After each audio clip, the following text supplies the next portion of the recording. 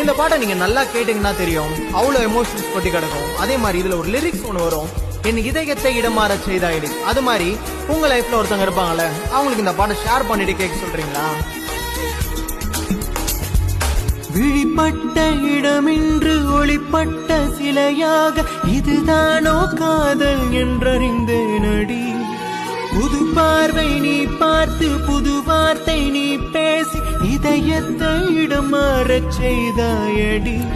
மெல்லிடை கொண்டு நடைகள் போடும் அழகான பெண்ணே, முப்படை கொண்டு என்னை சுற்றி வளைத்தாயடி. என் உறக்கத்தை திருடி சென்று உறவாடும் பூவே, உன் சிரிப்புக்குள் சிறை வைக்கிறாய்.